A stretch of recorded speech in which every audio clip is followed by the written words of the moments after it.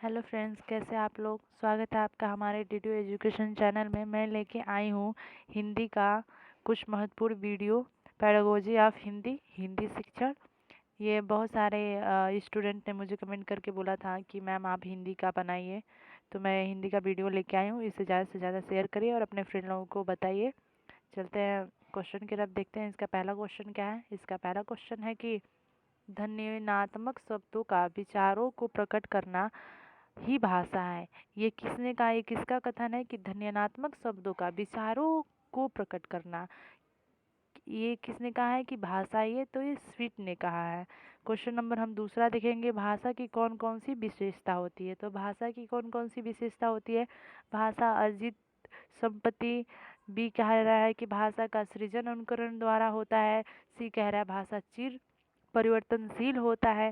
तो ये क्या होगा, ये सभी होता है। भाषा अर्जित हमारी संपत्ति है, वो अनुकरणशील द्वारा होता है, वो चिर परिवर्तन द्वारा होता है। तो ये क्या हो जाएगा, उपयुक्त सभी। हम नेक्स्ट क्वेश्चन देख लेंगे, क्वेश्चन नंबर तीसरा।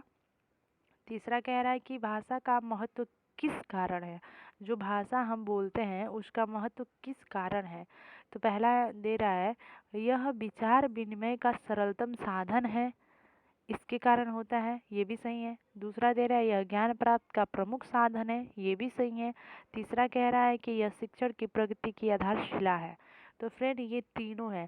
ये विचार विनिमय में सरलतम साधन के रूप में हम भाषा को लेते हैं। ये ज्ञान प्राप्ति होता है, इससे शिक्षा में हमें आधारशिला का काम आता है। ये हमारी भाषा बहुत ही महत्वपूर्ण होती है। तो ये क्या हो जाएगा, ये सभी। क्वेश्चन नंबर हम चौथा देख लेंगे फ्रेंड। चौथा कह रहे हैं कि भाषा शिक्षण कौन सा सिद्धांत है। जो हमारे भाषा शिक्षण है वो कौन सा सिद्धांत है। तो स्वाभाविकता का सिद्धांत है कि क्रियाशीलता का सिद्धांत है कि अभ्यास का सिद्धांत है, किसका, ये तीनों का वो सिद्धांत है, उपरोक्त सभी। क्वेश्चन नंबर हम पांचवा देख लेंगे फ्रेंड। पांचवा दे रहा है कि पश्चिम हिंदी के अंतर्गत बोलियां आती है। पश्चिमी हिंदी की तरफ कौन कौन सी बोलियां बोली जाती है। तो खड़ी बोली, ब्रज बोली और हरियाणवी, ये सभी पश्चिम वाले लोग बोलते हैं। क्वेश्चन नंबर हम छवा देख लेंगे। छवा कह रहा है कि जिस भाषा के माध्यम से संसार में विभिन्न राष्ट्र विचारों का आदान प्रदान करते हैं उसे क्या कहते हैं। जिस भाषा के माध्यम से हम विभिन्न राष्ट्र विचारों का आदान प्रदान करते हैं, मतलब एक देश से दूसरे देश में हम जब भी भाषाओं का संचार आदान प्रदान करते हैं तो उसको हम क्या कहते हैं, तो उसे अंतर्राष्ट्रीय भाषा कहते हैं फ्रेंड। वो हमारी मातृभाषा नहीं कही जाएगी, ना ही वो हमारी मूल भाषा है। तो क्या है, अंतर्राष्ट्रीय भाषा कही जाती है, क्योंकि उसमें राष्ट्र मतलब दूसरा देश दूसरे देश से जब भी भाषा का प्रयोग करता है तो उसे अंतर्राष्ट्रीय भाषा कहते हैं। क्वेश्चन नंबर हम सातवां देखेंगे, भाषा के प्रमुख तत्व है। भाषा के कितने तत्व हैं, चलते हम देखते हैं। पहला, भाषा ध्वनि। ध्वनि उत्पन्न होगा तो ही हमारे मुख द्वारा भाषा निकलेगा। संकेत, संकेत हाव भाव से। और चिन्ह, चिन्ह के द्वारा भाषा। तो ये तीनों हो जाएगा फ्रेंड। क्वेश्चन नंबर हम आठवां देख लेंगे, राष्ट्रीय एकता में सहायता होती है। राष्ट्रीय एकता में क्या सहायता होती है, मातृभाषा की अंतर्राष्ट्रीय भाषा की राष्ट्रीय भाषा। तो राष्ट्रीय एकता में हमारा राष्ट्रीय भाषा बहुत ही महत्वपूर्ण भूमिका निभाता है और एकता में ये बहुत ही सहायता करता है। क्वेश्चन नंबर 9 हम देख लेंगे। दिया है कि हिंदी शिक्षण के मूल उद्देश्य है। जो हिंदी शिक्षण है, जो पेडागोजी ऑफ हिंदी है, इसके मूल उद्देश्य है क्या, ये पढ़ाते क्यों है। तो ज्ञानात्मक एवं कौशलात्मक विकास के लिए, सृजनात्मकता के लिए, सृजन हो एक बालक में उसके लिए, रचनात्मक एवं समीक्षात्मक के लिए।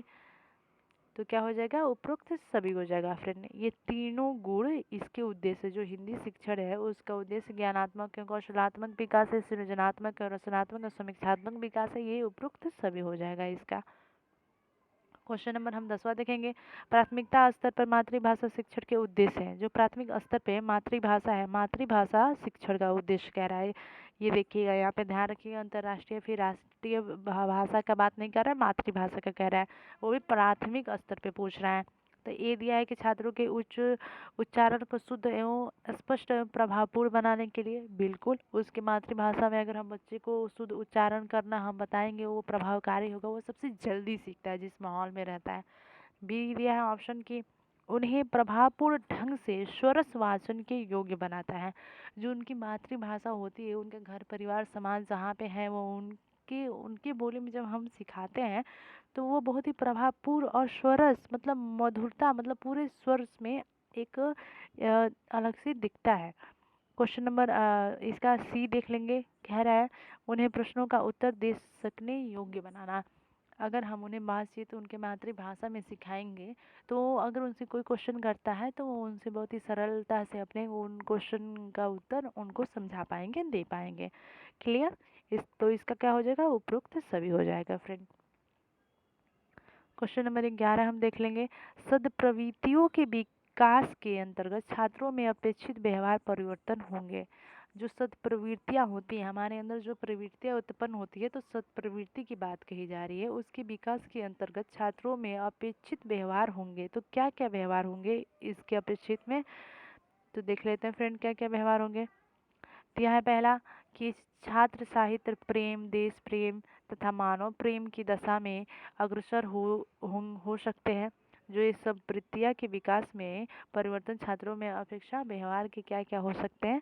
तो छात्र में साहित्य प्रेम, देश प्रेम, मानव प्रेम और अग्रसर हो सकते हैं। बिल्कुल हो सकते हैं। उनमें सद प्रवृत्तियाँ का अगर विकास हो रहा है भाषा के द्वारा तो। बी देख लेंगे। वे आदर्शों के प्रति श्रद्धा रखेंगे। बिल्कुल आदर्शों के प्रति श्रद्धा रखेंगे। सी देख लेंगे। वे सामाजिक मान्यताओं के प्रति आस्था रखेंगे। तो इसका आंसर हो जाएगा उपरोक्त सभी। आप कंफ्यूज नहीं होएगा, बहुत ही आराम से क्वेश्चन को पढ़िएगा तो देखिएगा अच्छे से समझ में आएगा फ्रेंड। क्वेश्चन नंबर 12 हम देख लेंगे। मातृभाषा शिक्षा के अभाव में भारत को निश्चय ही विश्व के सभ्य देशों में अत्यंत अज्ञानी बना दिया है। यह कथन किसने कहा था? ये किसने कहा था कि मातृभाषा द्वारा शिक्षा के अभाव में भारत को निश्चय ही विश्व के मध्य अत्यंत अज्ञानी बना दिया था? कहने वाला कौन है? डॉक्टर एनी बेसेंट जो थे, उन्होंने ये कहा था, उनका कथन है।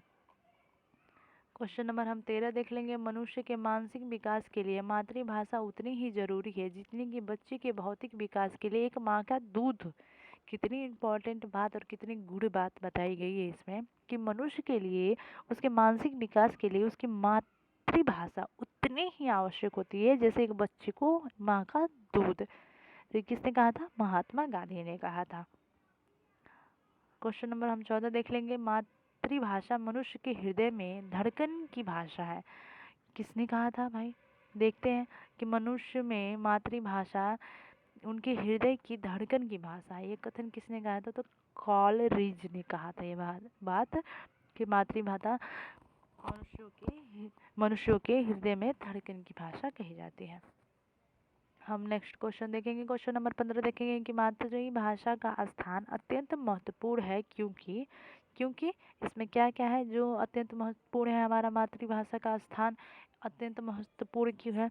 इस चैप्टर में मातृभाषा से बहुत ही ज़्यादा क्वेश्चन उठाया था फ्रेंड, वो मैं आपको दिखा रही हूँ, देखिएगा। इसका ए कह रहा है कि इसका ज्ञान स्वाभाविक रूप से हो जाता है। दूसरा कह रहा है कि मातृभाषा शिक्षा प्रदान का सर्वोत्तम साधन है। तीसरा कह रहा है ये छात्रों में आदर्श नागरिक के गुण विकसित करता है। आपको समझ में आ रहा है कि मातृभाषा के स्थान अत्यंत महत्वपूर्ण क्यों रखे गए हैं? तो इसीलिए रखे गए हैं फ्रेंड कि उनके स्वाभाविक रूप जो होते हैं ज्ञान के, उनको प्राप्त हो जाते हैं उनकी मातृभाषा में। अब देखिए हम लोग की मातृभाषा हिंदी है, अगर कोई आके हमसे लगे दूसरे भाषा में पढ़ाने, रूसियन या फिर दूसरे भाषा में पढ़ाने, तो हमें कहाँ से समझ में आएगा? हमें नहीं आएगा जब भी हमें उस भाषा का ज्ञान नहीं होगा। तो वही बात कह रहा है यहाँ पे। फिर बी भी कह रहा है कि मातृभाषा शिक्षा ज्ञान एक सर्वोत्तम साधन है। ऑफकोर्स सर्वोत्तम साधन है, हमें हमारे लैंग्वेज में पढ़ाया जाए। अभी मैं आपको हिंदी में पढ़ा रही हूँ, ये बात तो आपको बहुत ही अच्छे से समझ में आ रही है। तो ये बात कह रही है। क्वेश्चन नंबर हम 16 देख लेंगे। मातृभाषा को ही शिक्षा का माध्यम होना चाहिए क्योंकि देखते हैं कि मातृभाषा को ही शिक्षा का माध्यम क्यों होना चाहिए। जो शिक्षा का माध्यम है वो हमारा मातृभाषा ही क्यों होना चाहिए? अच्छा क्वेश्चन है। ये देखेंगे इसमें बालकों में स्वतंत्रता और मौलिक चिंतन का विकास होता है। जी। बी देखेंगे इसमें किसी जाति का इतिहास और संस्कृति छिपी होती है। जी, छिपी होती है। और सी कह रहा है ये विचार विनिमय का सर्वोत्तम साधन होता है। तो उपरोक्त सभी होगा, ये विचार विनिमय का सर्वोत्तम साधन है, ये सबको पता है। और इतिहास में संस्कृति में छिपी होती है। तो हमारी हिंदी की उत्पत्ति कैसी हुई है, हमारी हिंदी भाषा हम कैसे बोलते हैं, इसके इतिहास है। क्वेश्चन नंबर हम 17 देखेंगे कि मातृभाषा को शिक्षा का माध्यम बनाने के संदर्भ में प्रमुख तर्क है। मातृभाषा को शिक्षा का माध्यम बनाने में क्या क्या तर्क दिए गए, इस संबंध में हम देख लेते हैं। ए कह रहा है कि हिंदी की तकनीकी शब्दावली में वृद्धि हुई। बी कह रहा है कि हिंदी विश्व के लगभग सभी बड़े देशों में विश्वविद्यालयों में पढ़ाई जाती है, जरूर। और सी कह रहा है कि इससे स्वतंत्रता और मौलिक चिंतन का विकास होता है। फ्रेंड, इसका पहला हम देख रहे हैं तो कह रहा है कि हिंदी की तकनीकी शब्दावली में वृद्धि हुई है। हमारे हिंदी की तकनीकी शब्दावली में बहुत ही ज़्यादा वृद्धि हुई है। और बी कह रहा है कि विश्व में लगभग सभी देशों में विश्वविद्यालयों में पढ़ाई जाती है। हिंदी विश्व के सभी विश्वविद्यालयों और विद्यालयों में पढ़ाई जाती है। और सी कह रहा है कि इससे स्वतंत्रता और मौलिक चिंतन का विकास होता है। तो इसका उपरोक्त सभी होगा। क्वेश्चन नंबर हम 18 देखेंगे फ्रेंड। क्या कह रहा है कि मातृभाषा शिक्षा तथा अन्य भाषा शिक्षा के प्रमुख अंतर। ये हमारे मातृभाषा शिक्षा और अन्य भाषा के प्रमुख अंतर पूछ रहा है कि अन्य भाषा और हमारे मातृभाषा में अंतर क्या क्या है। तो देख लेते हैं फ्रेंड क्या क्या है। ए क्या बोला है, ये बोला है मातृभाषा जीवन की प्रथम मौलिकता आवश्यक है, जबकि अन्य भाषा से जीवन के कुछ विशेष आवश्यकताओं की पूर्ति हो सकती है। ये बिल्कुल सही है। जो हमारी मातृभाषा है वो हमारी मौलिकता के लिए बिल्कुल आवश्यक है, और अन्य भाषा है जो हमारे कुछ ज़रूरतों के लिए होती है। जैसे हमारी हिंदी है, ये हमारी मौलिक आवश्यकता है, लेकिन हम अंग्रेजी में जो है अपनी आवश्यकताओं के लिए पढ़ रहे होते हैं। क्वेश्चन नंबर बी हम देखेंगे, मातृभाषा शिक्षण और अन्य शिक्षण के उद्देश्यों में पर्याय अंतर होता है। हाँ, तो मातृभाषा और अन्य शिक्षण भाषाओं में पर्याय अंतर होता है। सी देख लेंगे कि मातृभाषा शिक्षण और अन्य भाषा शिक्षण में पारिवारिक एवं सामाजिक वातावरण का अत्यंत महत्वपूर्ण भूमिका निर्वाह होता है। ये भी सही है। तो इसका क्या हो जाएगा, उपरोक्त सी हो जाएगा। क्वेश्चन नंबर हम 19 देख लेंगे फ्रेंड। 19 कह रहा है कि भाषा ध्वनि, भाषा में प्रयुक्त ध्वनि की वह लघुत्तम इकाई है जिसकी उच्चारण और श्रोत्रव्यता की दृष्टि से स्वतंत्र अस्तित्व हो। ध्वनि की यह परिभाषा किसने दी थी, ये ध्वनि की परिभाषा किसने दी थी, एक बार और हम रिपीट करते हैं इसको। भाषा ध्वनि भाषा में प्रयुक्त होने वाली लघुत्तम इकाई है। जो भाषा ध्वनि है उसमें ध्वनि जो प्रयुक्त होती है उसकी वो लघुत्तम इकाई है जिसकी उच्चारण और श्रोत्रव्यता की दृष्टि से ये स्वतंत्र अस्तित्व हो नहीं है, यहाँ पे है, ये स्वतंत्र अस्तित्व है। तो ध्वनि की ये परिभाषा किसने दी थी, तो भोलेनाथ तिवारी ने दी थी। नाम कभी भूलेगा नहीं। क्वेश्चन नंबर हम 20 देख लेते हैं। कह रहा है ध्वनि ग्राम की कौन सी विशेषता है। ये ध्वनि ग्राम के बारे में बात कर रहा है कि ध्वनि ग्राम की कौन सी विशेषता है। मैं इसको पॉज कर रही हूँ। तो कौन कौन सी है, तो ध्वनि ग्राम किसी भाषा को लघुत्तम अखंड इकाई है। ध्वनि ग्राम है वो किसी भाषा की लघुत्तम अखंड इकाई कही जाती है। बी कह रहा है कि ध्वनि ग्राम अर्थ को बदलने की शक्ति रखती है। हाँ। और सी कह रहा है कि ध्वनि ग्राम आसपास की ध्वनियों को प्रभावित करती है। तो उपरोक्त सभी। तो देखिए फ्रेंड, इसका पहला कह रहा है किसी भाषा की लघुत्तम इकाई होती है। हमारी ध्वनि जो होती है वो किसी भाषा की लघुत्तम इकाई है। और बी कह रहा है कि ध्वनि के अर्थ को बदलने की शक्ति होती है। बिल्कुल अर्थ को बदलने की शक्ति होती है। अगर हम किसी से प्यार से बात करें हमारी ध्वनि की टोन अलग होती है, और गुस्से से बात करने पर उसका टोन अलग हो जाता है, तो उसका बहुत बड़ा प्रभाव पड़ता है। सी हम देख लेंगे कि ध्वनि ग्राम आसपास के ध्वनियों को प्रभावित करती है। तो आसपास के ध्वनियों को प्रभावित करती है फ्रेंड। नेक्स्ट हम देखेंगे कि ध्वनि ग्राम के प्रकार होते हैं। तो ध्वनि ग्राम के दो प्रकार होते हैं, अखंड ध्वनि ग्राम और खंडीयता ध्वनि ग्राम। अखंड ध्वनि ग्राम, खंडीयतर ध्वनि ग्राम। तो इसका हो जाएगा बी। ध्वनि कितने प्रकार के होते हैं, तो ध्वनि ग्राम दो प्रकार के होते हैं। फ्रेंड, आपको हमारा वीडियो कैसा लगा कमेंट करके ज़रूर बताइएगा। और हिंदी पैडागोजी का ऐसे वीडियो आपको रेगुलर मिलते रहेंगे। ज़्यादा वीडियो बड़ा हो जाएगा इसके लिए हम अभी बंद कर रही हूँ। Bye bye friend.